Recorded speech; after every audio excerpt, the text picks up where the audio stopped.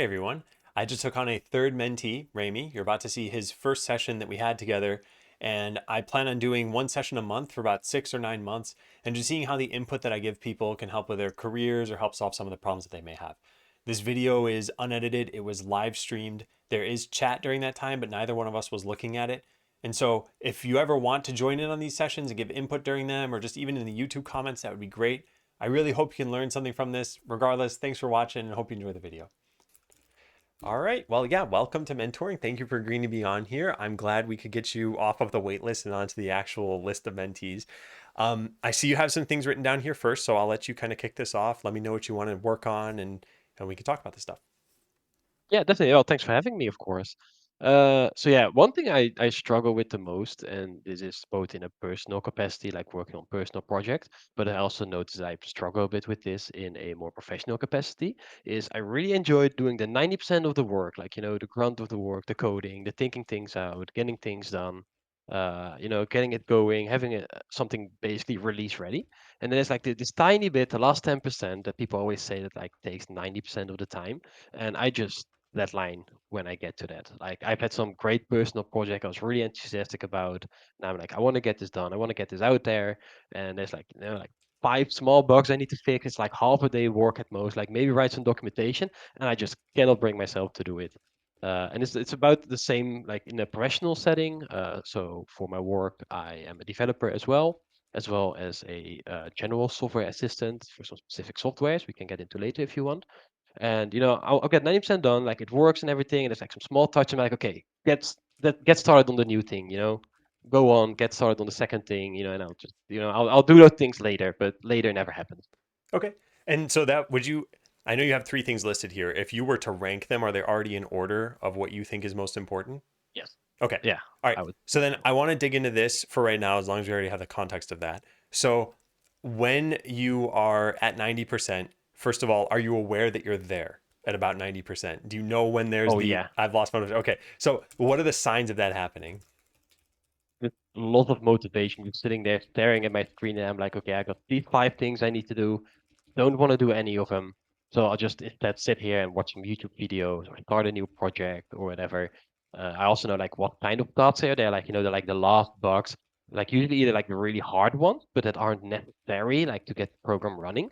So I'm like, yeah, it should get fixed, but it's not that important, like there's just 1 out of 50 user that will run into it every half a year, like I can deal with that. I'm fine with that. It's just those menial tasks that are in the end quite important. Like, documentation, I'll get like the gross outline, but there's like, okay, I need to write some edge cases maybe, or I need to write tests in general. That's also one thing I know. Like, okay, I usually do it at the end, and I'm like, eh, no one's gonna notice, so I can skip that. It's like the things I can get away with skipping, basically. I see. Okay. And so how many people are working with you? I know for personal projects, it could be different and you feel the same thing.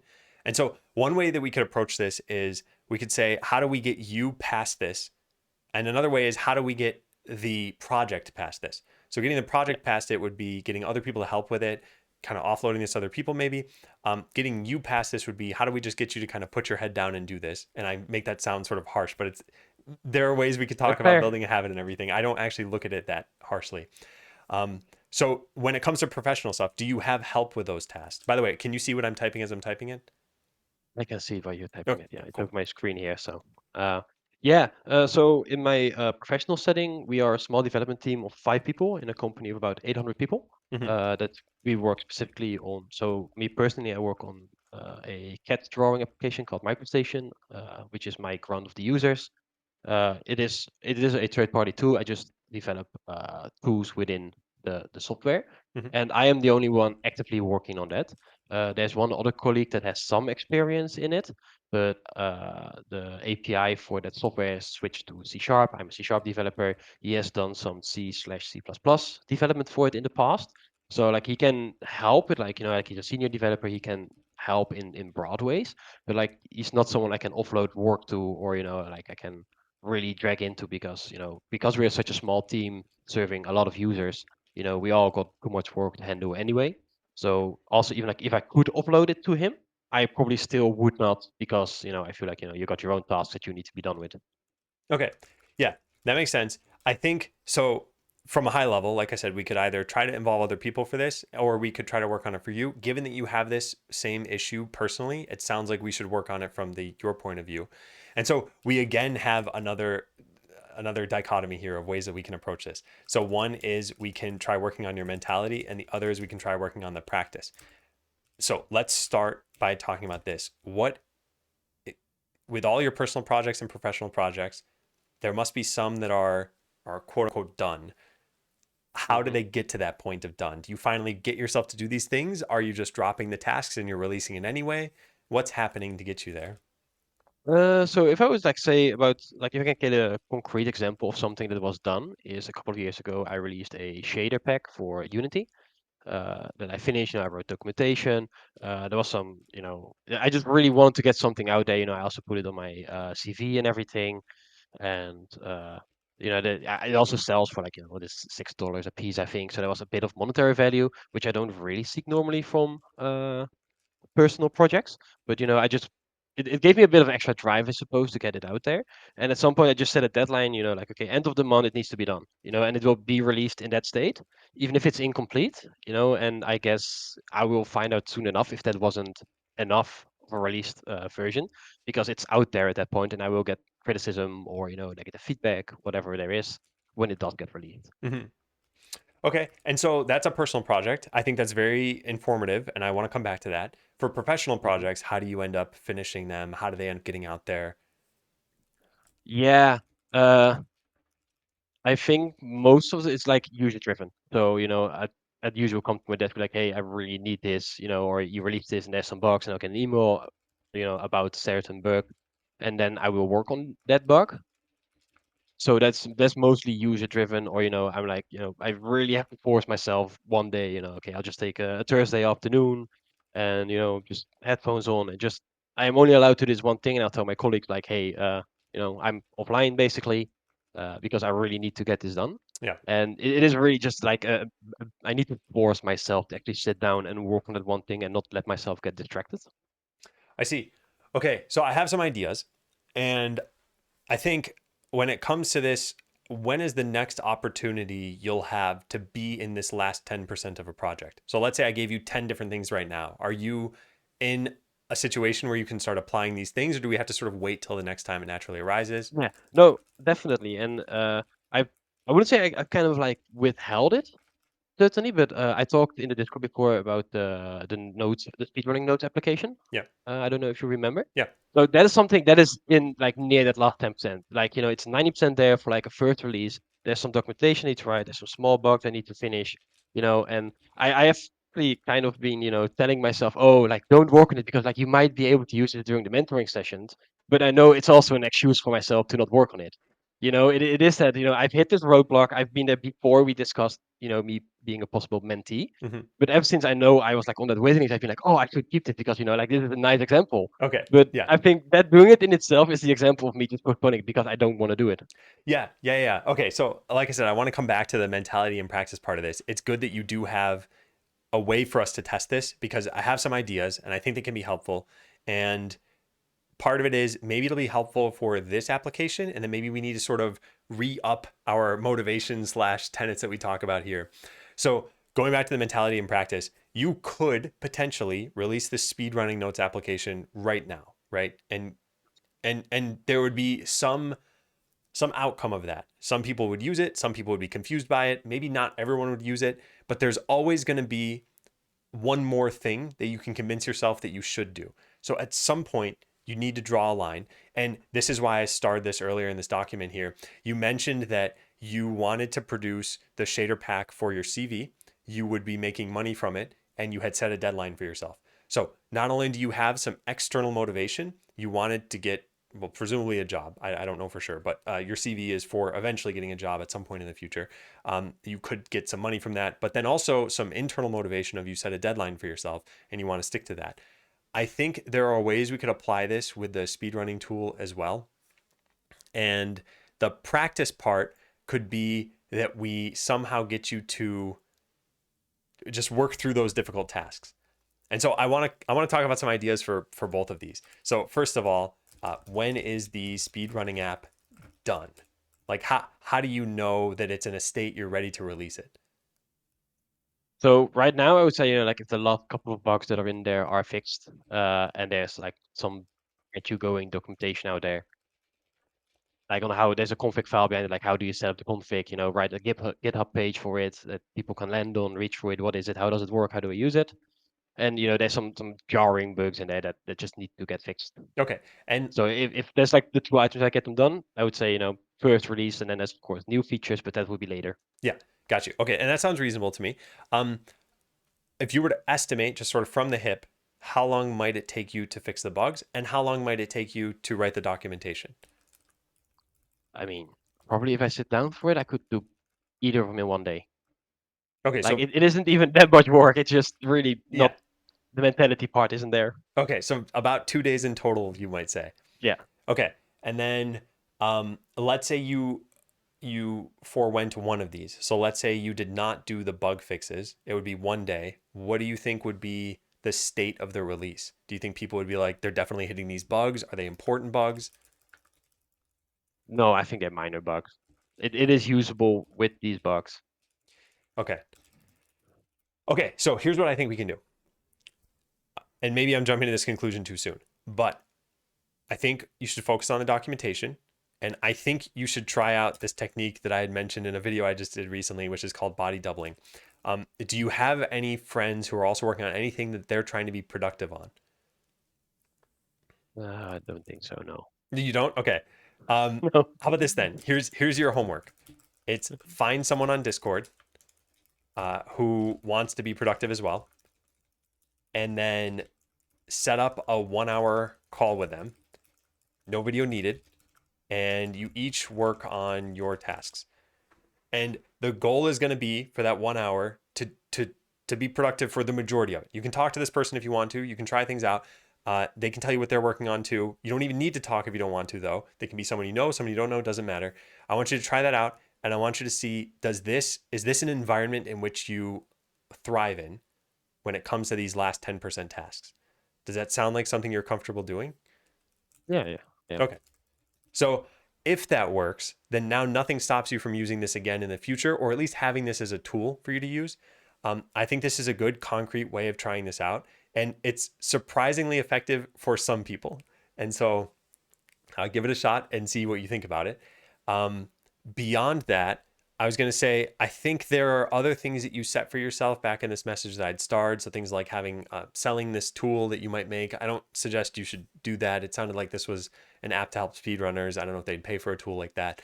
No, it's definitely free. My motivation is, helping people. It's my biggest Yeah. motivation. Like have it be a useful thing for people. Yeah. And so there's another kind of trick that I have here is that we can get people on the hook as users. Have you talked to other speedrunners about this?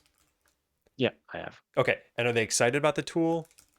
Yeah, I have two guys that are actually like running the game I had intended it for because it hijacks the mouse, so you like can't scroll. The thing is you can scroll it with any keybinds while having the game focus. Mhm. They're like, oh, this sounds really interesting. Like this would probably be useful because right now they have to set up a different device for their notes, for example. Yeah. Okay. So they're already interested. Is there a way for you to already sort of look at them as being your users right now and that you're holding them up from getting this app? This is like a restructuring of how you might be looking at your project right now. Uh, I guess. Like I've mentioned it once, and they were like, "Oh, the idea sounds interesting," and I was like, "Okay, I can probably get something going like within a week." And I just never followed up and needed a day, so I'm like, "Okay, they forgot about it. It's safe. I can ignore it as well." Yeah. But if So, I bring it up with them again, and they would probably be down to use it, try it. okay. So, uh, at the end of the day, this is one of the things I think about. Have you heard the term keep your nose to the grindstone? No. Okay. Well, anyway, it means that you're working really hard. It's like you're focused on your Okay. task. And so nothing in a project like this, if you can't involve other people, nothing is going to get those bugs fixed and nothing is going to get that documentation written unless you're the one to do it because of the nature of this project, at least. A professional setting could be totally different, but at least in this project, it's like you're the one who's going to eventually have to do that. And so at some point, it's like you are here, and at the end, you are working on this thing, your nose is to the grindstone, and what happened in between, the whole question mark, question mark, question mark idea. And so I see this as here's one potential route you could do. You could promise these speedrunners, you could say, I am going to release something to you in a week. Now they won't have forgotten about it, and it will possibly convince you to take that plunge. However, it won't make the plunge any easier. It's just going to convince you to do it. That's why I think the body doubling might make it easier for you. And I would suggest giving that a shot. But here's another idea, at least as a backup, and I'll just write it down. Backup idea is promise a deadline for those people, to those people. And the nice thing about this is it's, I say promise. I don't mean like, I swear on my life I'm going to do this, but like, hey, I will get you a first build in a week and you can try using it. That on its own, there are a couple of reasons for doing this. One, you'll have your own internal pressure about this deadline, and now there are other people to help keep you accountable. But two, you've already mentioned that you're motivated by users to begin with. So you Yeah. might also be motivated by these people, and that might give you enough of a kick to want to do this sort of thing. So I think we can start by trying those. Do those sound good, or do you think are you satisfied with sort of that level, or do you want to talk about this some more?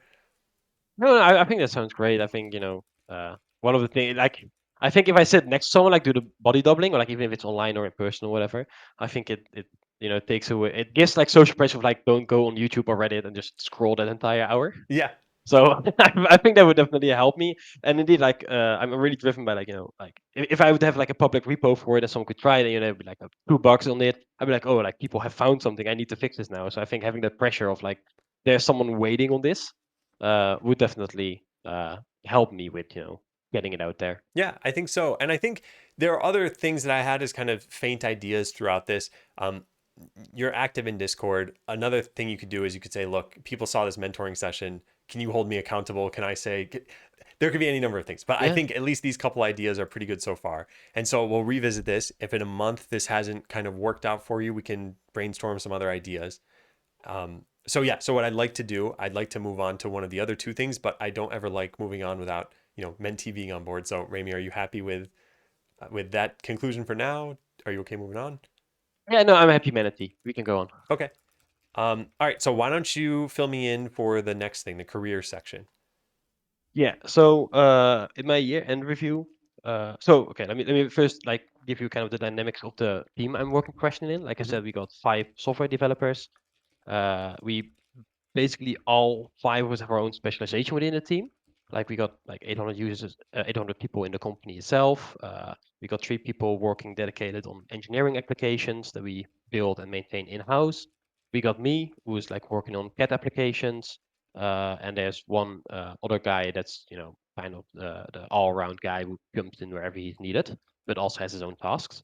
And like aside from the development, we have an internal simulation center that's like physical, like 360-degree domes, video, whatever, that I also have to maintain, and the visual team I have to maintain general software support for.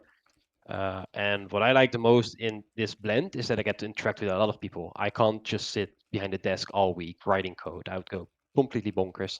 So I got a lot of user interaction and engagement, and I generally like interacting with people. So in my year-end review, my manager was like, "So, where do you see yourself in 5 years?" And I, did the spiel of what I would like in my career. And then I asked him, like, where would you see me in 5 years? And he said, well, my answer was basically, I want to specialize myself more in certain areas. I would like to go into a more also like a coaching role, kind of like what you're doing now. Mm-hmm. It's something I really enjoy. I really want to help people. That's something that really motivates me, is helping people. Getting people up to speed. I used to train interns as well. That's the kind of stuff I really like. So that's what I said. That's something I want to do something with, if possible. And when I asked him, where do you see me in 5 years? He basically said, I think your horizon should be further. And I'm retiring in like 5 to 6 years.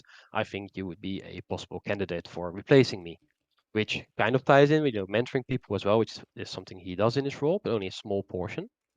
But a lot of things he does is like contract management, meetings all day, every day. And I'm like, okay, I don't see myself being that kind of manager.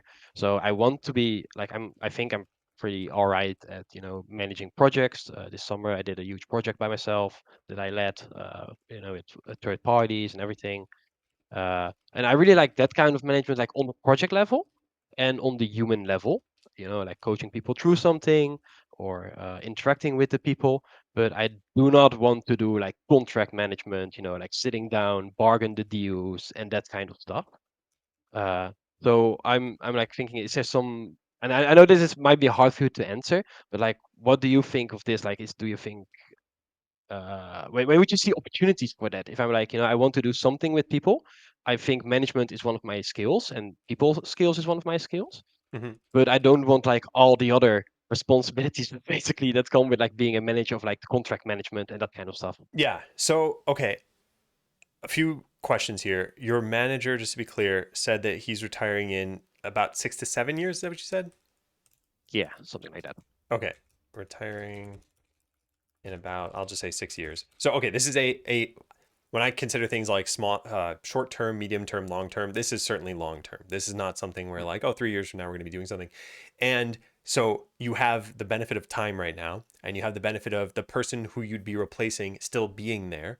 So any sort of handoff or knowledge transfer could be done long in advance. And then how is your relationship with your manager? Good.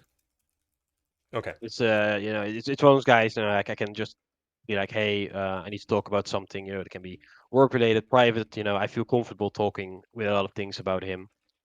Okay. We're like he's the Dutch people are also really direct, so I can just sit him down and tell like, you were an idiot last week. Why did we do this and that? And he can be back. No, you're the idiot here. This is why we did it. So we can be really level with each other, and it's great. That's good. There's good. I Yeah. yeah, There's honesty, there's trust, there's good communication happening. I think this is solid. This means that you can always express your concerns to this manager and say, here's what I'm worried about.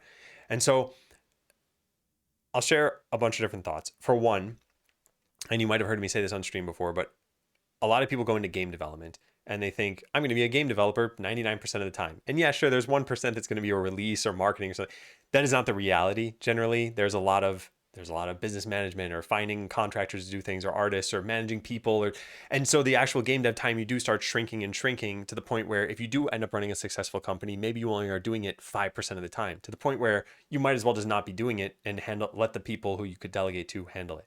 So I'm not saying that this thing about contract management, about negotiating, that doesn't probably have to take up 90% of your job. But given that your team is 5 people and given that your manager is doing what your manager is doing now, and it sounds like the company is doing well enough for you to have been there for a while, it means that that manager's style has been working and that probably those are the expectations of both people beneath your manager, so the 5 of you, and people above your manager. And so a good manager sort of shields you from that above pressure, and yet it's there. So hopefully your manager is absorbing and handling it well, and these are the actions they're performing. So what I'm trying to say is, to some extent, there is probably some flexibility in the role, but then to another extent, it's like your company has certain needs. So I think a good concrete thing you can start with is to talk to your manager about, how did you get on board with this? Did you like contract management from the beginning? Do you see it as a chore right now? Is this something you do because the company needs it or because you want to do it? Is there a way that I could do this role and not perform those tasks? Would I be derelict in my duties if I were to do that? Or could I find another path through this?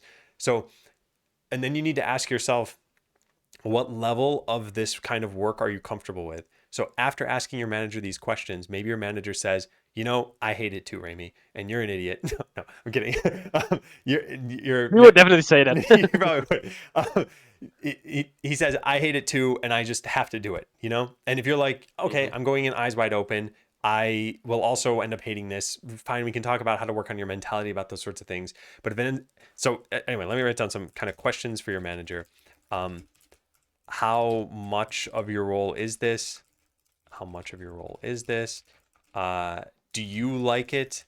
If you didn't, how did you convince yourself to do it? Um, what other things would I probably talk about here?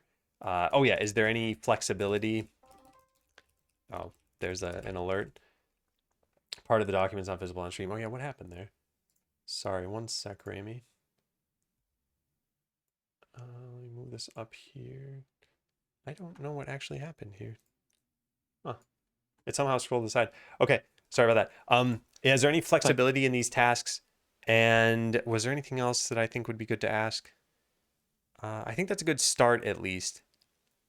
And then I think after these questions, uh, could I try any of this?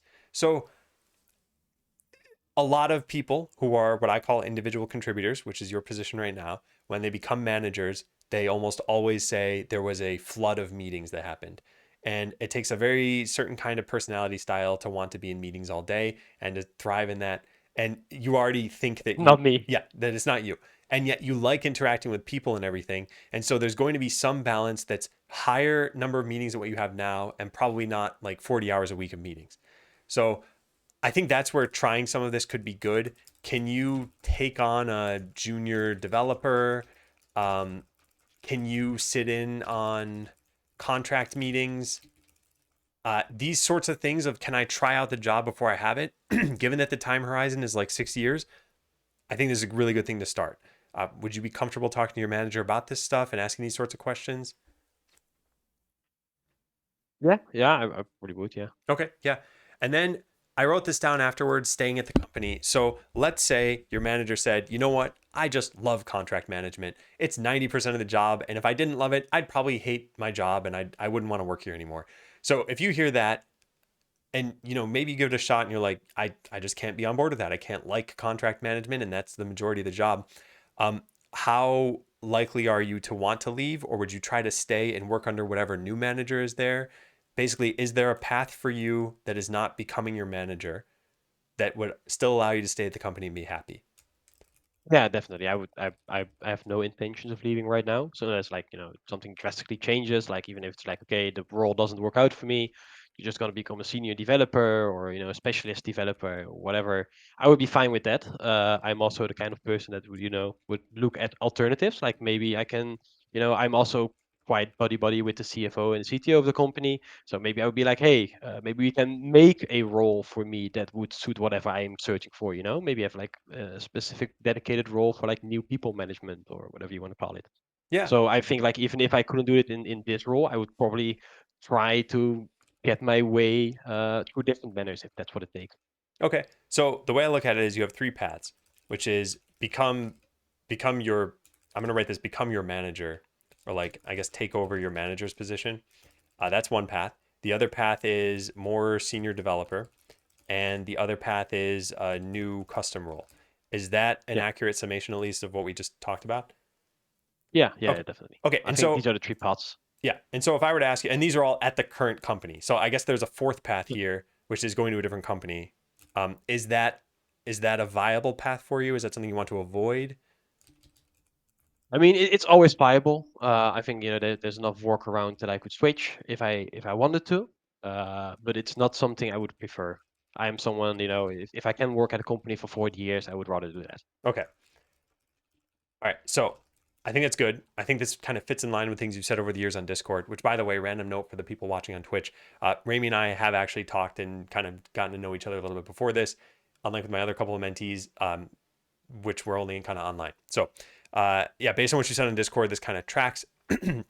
So I look at this as there being these three paths. So, of the three paths, which ones, how would you rank these, 1 to 3? That's a hard one. I think, the most uh the best one would be a custom role that's suited for what I want. Yep. I think that'd be like prime time, because I could basically, form the role however I want to see fit Hmm. and fill my time doing that. Second would probably be manager position if it suits what I search in that kind of position. And third would be, just be the senior dev and uh, do work. Okay.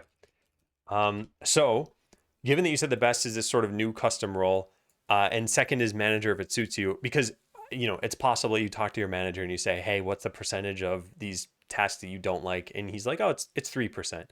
You're like, "All right, whatever, I can deal with 3%," because we'll have worked on our whole, the other part of this, which is working through the difficult 3 or 10%.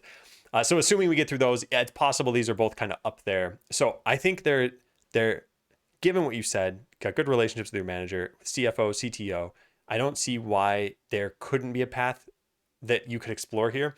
But I think you need to do some searching yourself and some reflecting about planning that custom role. So let's say you could just dictate it. You go in there and they say, just give us your list of demands, slap them on a sheet of paper, and we'll make it happen. What would you put into that? Well, I would like look at what would it cost me, like investment wise, time wise, what skills would I need to develop to do such a role? What would it cost, obviously, because company wants to see numbers. Yeah. and then also, like look at what would it bring the company. Uh, and you know, I'm fully aware that some of the things I would like to do are not that realistic. For example, I think there's, specific groups of people that are, overlooked that might have great skills, like look at maybe people with disabilities or, from bad backgrounds. I would like to do something with them, get them like involved in development, train them up, have them become an asset to a company. That's something I would really love to do if I could, but I know that's like, cost wise harder to do. But I would probably like make like tiers, like a document like tiers, like this is my best case scenario, what I would love, but probably not viable. So, just get trainees on board right now in the development team. We don't really have any trainees ever. They're all full staff people. So can we maybe start with that, see how that goes? What would it require? What the cost and the benefits? And then just, lay that out to whichever manager I need to talk to or chief or whatever. Okay, I see. So this is more along the lines of specific actions you might be undertaking on this role. I think what I was Hmm. thinking about originally was more along the lines of what qualities would you want out of this role. So let's say you could dictate your time being spent on individual contributor work like development, management work, mentoring work, coaching, um, business development, anything like that. Like from a quality perspective, where do you see that I, custom role landing? Yeah, if I like divide it up, I would still want to work with code myself. I don't want to drop development, so I'd say like maybe a quarter of my time would still be development work. A quarter of my time would probably be around just general user support, what I do now. For example, the simulation center I do support for, I'm really passionate about, so I would like to do that.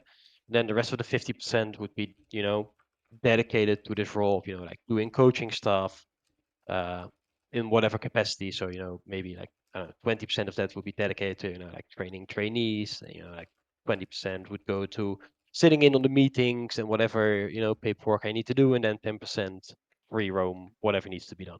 Okay. Yeah, so here's some things that I think based on what I've seen in my career, and things could definitely be different at your company, is that I think people generally expect this sort of thing from the managers that exist, as in if they're like, again, this is just me thinking about from my experience, your manager Hmm. would be expected to do a lot of this. And so if there are new trainees, it's your manager who should be finding them. And if that's not happening and it's desirable from the company and it's due to a lack of bandwidth on your manager's part, then that's where you could step in and perform this task. But otherwise it might be that they've determined that they don't want this for some reason. And it could be that they don't see the bang for the buck being there. It's like you mentioned these overlooked employees or potential employees who have skills that could be useful. Maybe they don't see it that way. Maybe they see it as they're doing their role and they're being paid for the role that they're doing. And if we want developers, we'll hire developers. And I know very little about your company. It's mostly from what you said in this meeting, so I could be wrong about this. But this is where I would validate some of these assumptions with the management, both your manager, the CFO, and the CTO. And knowing what it is you want out of this, I think is important because otherwise they won't necessarily have that as a guide to, well, okay, are you unhappy? Is there something else you want to do? So I would definitely think about this stuff. Um, Talk to your manager about these ideas and see what he thinks. Hmm. And in this case, it'd be things like, is there a need for these things? How much or like who would I have to convince? And how could I start? So I wrote this just beneath it, could pursue these things anyway.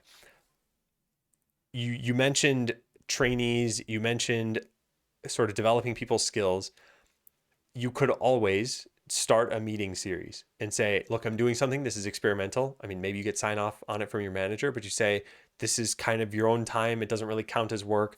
I'd like to see where do you stand with your development skills and how do we help bring those out? How do we empower people to take on small tasks maybe? And maybe you get this sort of thing going and after a few months it turns out it's working and wow, look, we're taking off some of these tasks that we need to do and people are happy with it. And maybe it turns out that there's something else blocking this. Maybe you don't end up liking it. There's a lot that could happen if you try something like this. Um, Hmm.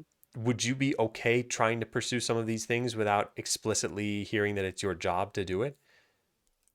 Yeah, yeah, definitely. That's kind of in the same vein, but not entirely. What I do right now is what we got a young company, what we call inside of a company. And, and it's basically something I do with a couple of colleagues in our free times. And, we just host events of all kinds. These can be like lectures or fun events. And we do it in our spare time for colleagues that want to participate. Yeah. So I would just throw it under that same vein. I said, I do something extra for the company because I like doing it, not Yeah. because I have to. Yeah.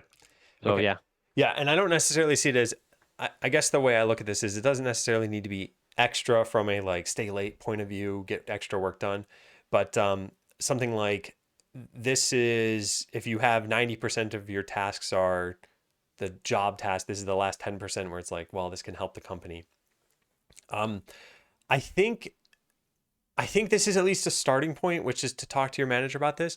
But I think we could potentially do more planning to figure out what this might concretely look like when you ask. But given how this is very early on, I think it's okay to approach your manager with vagueness still in the queries that you have. Does that sound okay to you to talk about that with your manager? yeah, I could definitely bring it up at some point with him. Okay. Yeah. And I, then, I think I oh, go on, you first. You first. I think like I also briefly mentioned this with him when we had my year-end review. When he was like, how my long-term vision he has for me, where like possibly mentoring, and I even told him there, like I think I would be a good fit, but like without the contracting stuff that I wouldn't like it. And I told him like what I would like to do is to like set up some kind of program or whatever, like to train other people or draw out their skills. Yeah. So I have at least mentioned to him that something like this is definitely something I have on my like 5-year plan myself as well as something I would like to pursue. Yeah. I see. And so you mentioned you're doing these events with a friend of yours. I'm assuming a coworker friend of yours. Yeah, so we're a group of 6, 7 within the company. That we every 2, 3 years we change some people out, uh, and we just host all kinds of events. We get lecturers in, we get people from the company to talk about what kind of work they do. We host sporting events, tournaments, basically whatever we think is either fun, interesting, or informative. And people from the company can also approach us and be like, "Hey, can you guys help us promote this or host this or put it together?" I see. And what do you call yourselves? Is this like a morale committee? Is this event planning? No, so we just got the company name. We just said young company name because our model is like it's like the younger people of the company, and we try to engage people. Something we notice is that a lot of companies, there's like silos of departments, and Yeah, there's some interaction where necessary, but there's a lot of gain and benefits to have from like interacting more with people from outside of your own silo or department. And we try to be that bridge between those silos. It's like, hey, let's all do this one thing and communicate, and get to learn some new people. and how has this been seen? You said you've been doing this for a while now. How have other people taken this? Is your manager like, this was great, I'm so glad you did this? Yeah, yeah. My manager's really enthusiastic about it. It's something he brings. I've been doing it for 2 years now, and he always brings it up in my year interview, like hey, it's great that you do this. This is also like my in basically with the board of director members. I know them through these kind of things because we have a quarterly meeting with them. So it is also a uh, yeah, how do you call it? In Dutch we say a kruiwagen. It's a what do you call this thing? Like you're like shoveling dirt in a wheelbarrow. So we Wheelbarrow. call it like it's an in with kind of people with people higher up basically. I see. Okay, so we're both teaching each other new expressions today.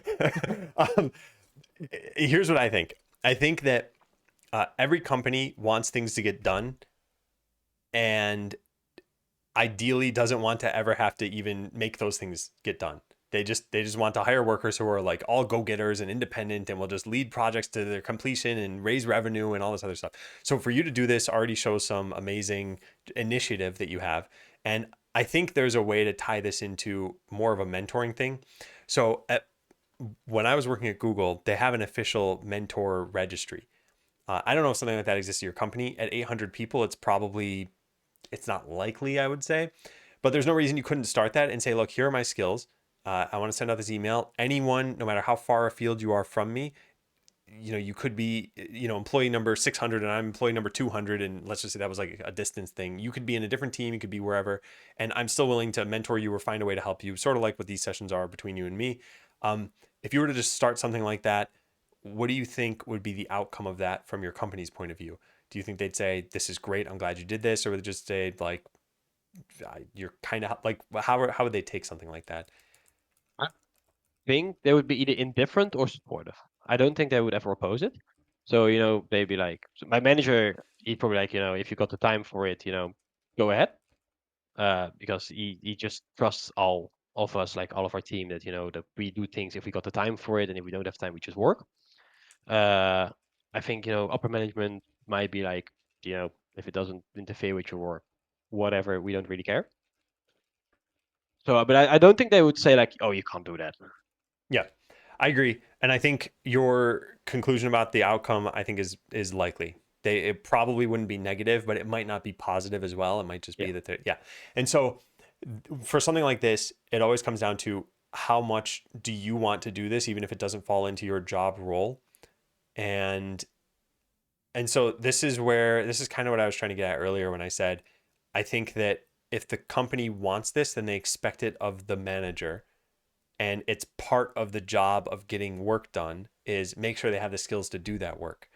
So I think if you were a manager and you said, "Hey, I'd like to mentor people on my team," they'd say, "Yeah, awesome. You kind of need to do that. That's sort of your job." So I think this to me is painting what this custom role would look like. I forgot where I had it written here, but anyway, you talked about that would be your ideal outcome as forming a custom role for yourself. In my mind, it involves growing people, and so that's one of those qualities that has to be key to that. So I don't know what that looks like in your company. Maybe there is a people manager role, and maybe there is just a, hey, look, you're partially a people manager and you're partially doing contract management. So yeah, I would definitely talk about that. But yeah, yeah. growing people seems And very important. like one of the things with this as well, that I also I wouldn't really call it imposter syndrome, but I feel like, what makes you qualified to do something like this? For example, you're someone I look up to a lot, you got a lot of experience, you're senior. I don't mean you're old. Don't take me wrong, but you're an adult. I mean, like I'm 28. Like, what's someone like in his 30s or 40s? What's he gonna learn from me? I feel a bit of uh I feel like I'm being held back by that because I'm not confident enough that I could do something like this. Maybe like if it's someone like just fresh out of school, like his first job or whatever, it's just for an internship. I feel like I got things I can teach you. Maybe not like on a topic itself. I feel like my people skills are a lot better than my programming skills, for example. Maybe he's in a different department, like you said. I feel like someone like that, fresh out of school, I could teach them something. But I feel like why would someone that's way more senior than me take any kind of advice from me? Why would he take me seriously? Yeah, I think there are two parts to this. One that I wrote down is the fake it till you make it thing. There's your own internal view of yourself here, which is what do I have to offer them? And you yourself know what your skills are and what you might have to offer them. And yet it's still hard to grapple with, but wait, they've been in this for longer than me. How do I know I'm not sharing something with them that they already know? What will Yeah, this change? exactly. How will they look at me? Those are the kinds of things that at some point you just need to do it. However, I will say this, as you grow older, you will naturally feel this less and less because you'll start to feel like, well, now I'm in my 40s. I have lots to teach someone who's 28. So it's a self-solving problem, but on a time scale that you probably wouldn't be okay with. So part of it is just do it. And if you want to make that easier for yourself, then pursue people who are younger than you as mentees, someone who is just out of college, who you have more experience than and can share some advice with. So I would say, yeah, just do it and maybe find younger mentees, or I guess like less experienced. I don't necessarily need to put age into this. Less experienced Yeah, mentees at first. Um, and then the other thing I wanted to write here is some people just would not take advice. It doesn't matter who you are or what you came from or what you do or what your experience is. They might just say, I don't need to grow. I don't want to grow. I'm not in the mindset to do this. And to me, there's this book that my wife had read that talked about a growth mindset. And I forgot what the other one is called. It's either fixed or static or something like that. People who don't care about growing necessarily.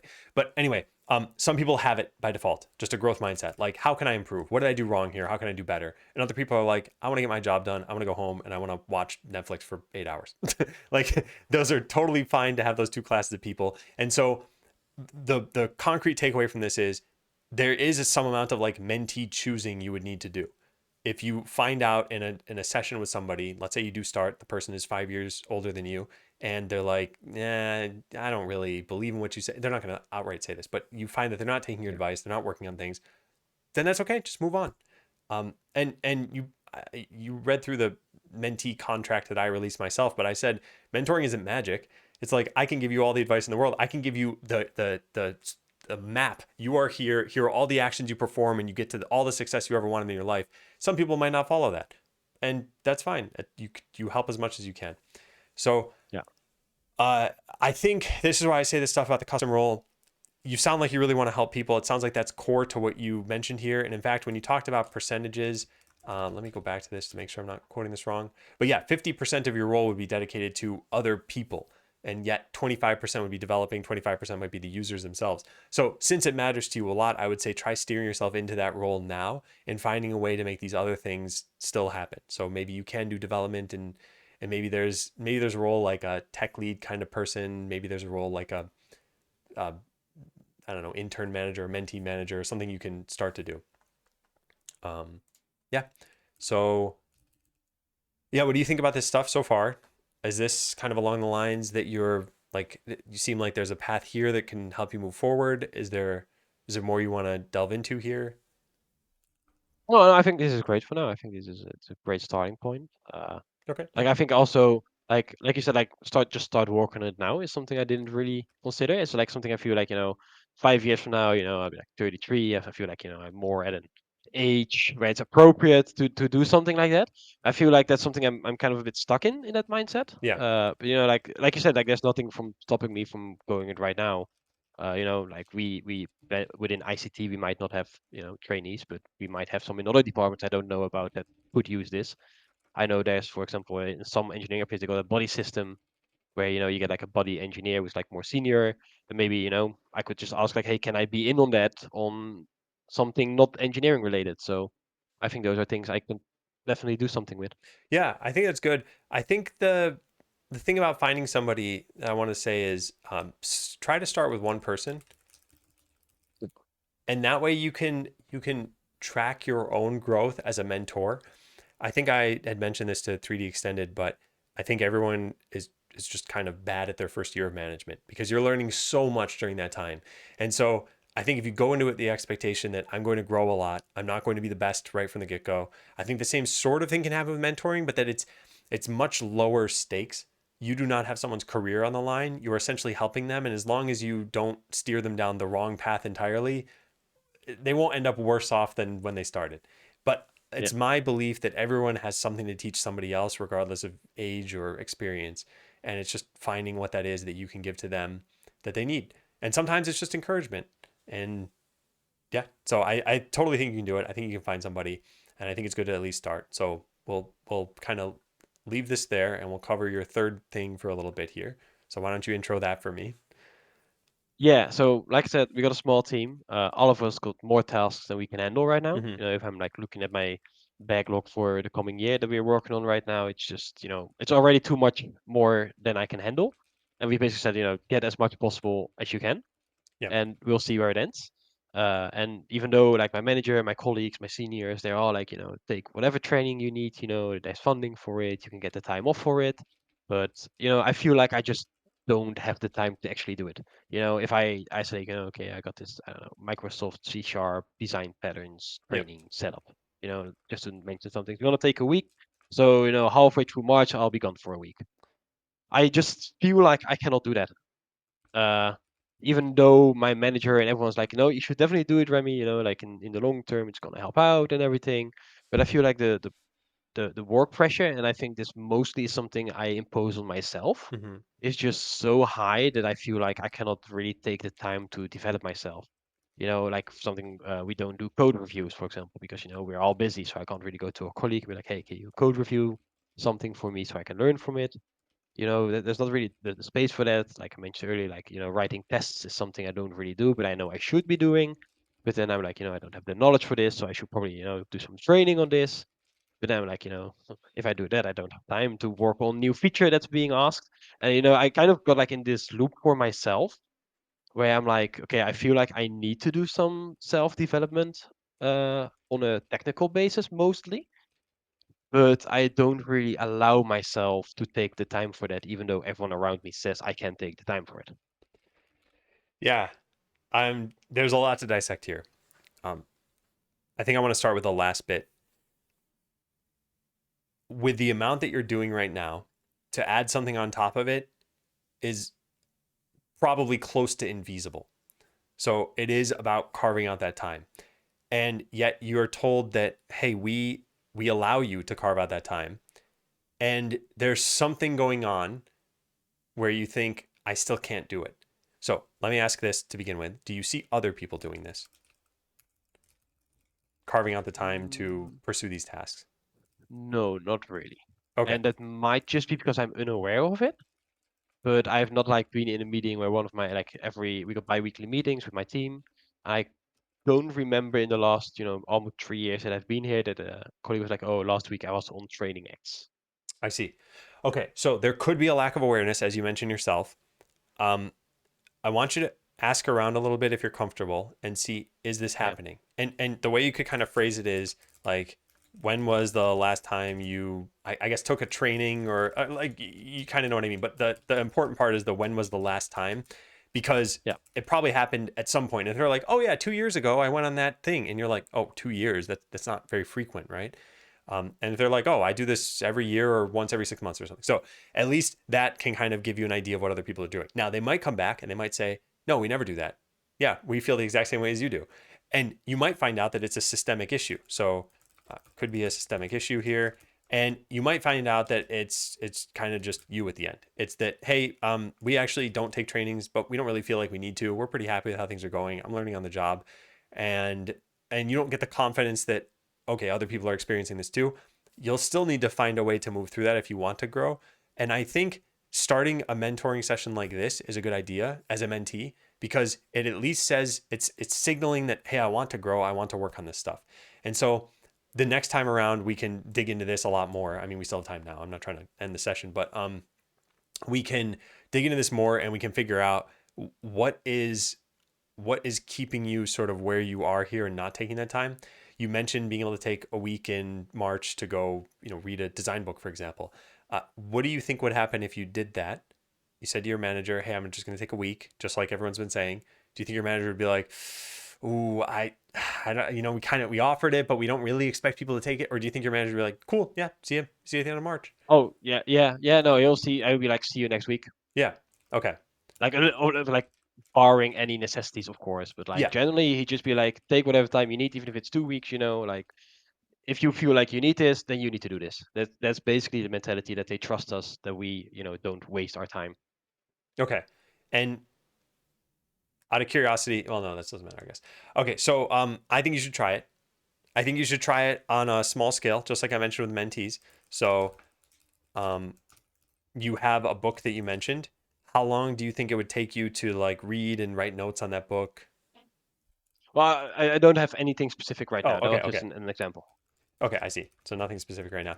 Um, But I could start small. Like for example, our ICT when we got things like Pluralsight. I don't know if you're aware of what it is. what's Where it you can like called? follow on Pluralsight. Oh, approximate. It's Okay. like Pluralsight. Wait, I can Plural pronounce it site. right. Oh, plural site. Yeah, yeah, yeah, yeah, Plural, yeah. plural. Yeah, sorry. Yeah. No, my bad. Okay, Okay, got you. yeah. Yeah. So we got a subscription for that. Oh, we're trying to type on the same line right now. That doesn't work. I'll let you type. Okay. Hand us the keyboard.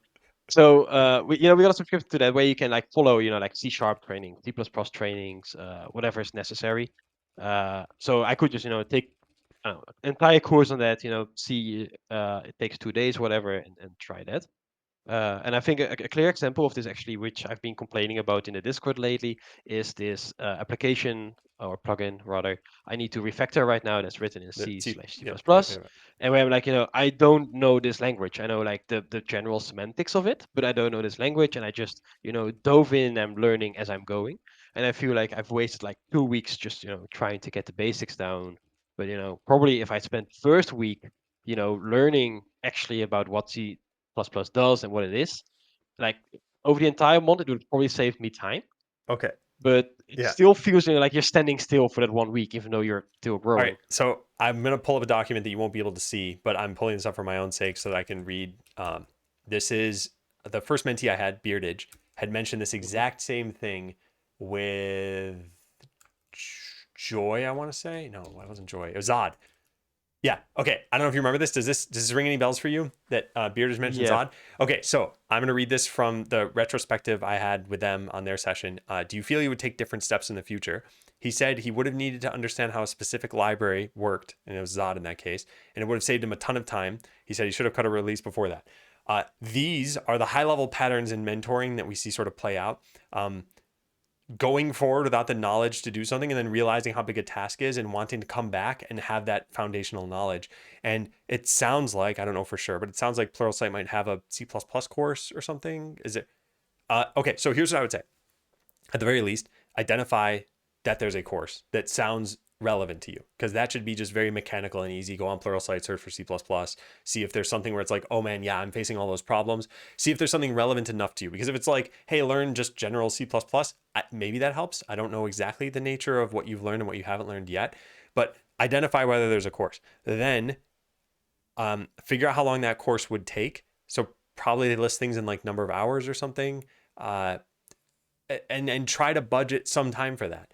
And I would say, if your manager is supportive and you know your own work and prioritization at this point, see if you can take off time this month, even 2 days or something, 3 days. Because one of the best things, I was just saying to my wife yesterday, I made that YouTube video yesterday, and I've been trying to do this on Tuesdays. I'm like, taking Tuesdays off for YouTube on its own was like one of the greatest things I did. Because before I was constantly stressed. I was like, okay, I'm taking off the afternoon, and I would just sit around and do nothing because I'm like, I'm tired from streaming in the morning. So you do need to set aside the time for it.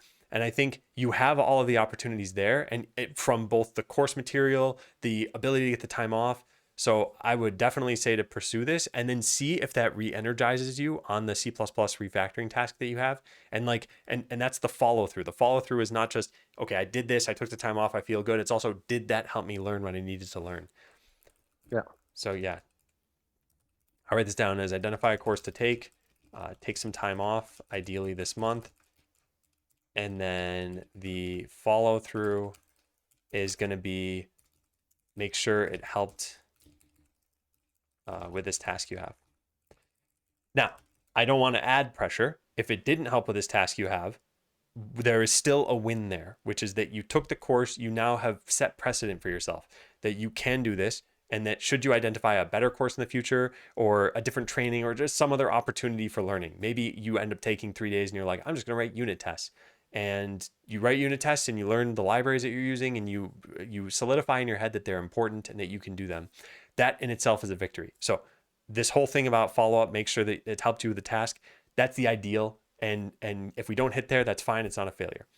So I think we've kind of covered quite a lot, and I'm going to try to follow up with you on quite a lot next time we have a session. So how do you feel at the end of all this? Yeah, what are your just general thoughts? Yeah, no, I feel great. I think like there's I think new insights you've given me, but also insights you've just reinforced that I've kind of had myself, but I never really followed up on.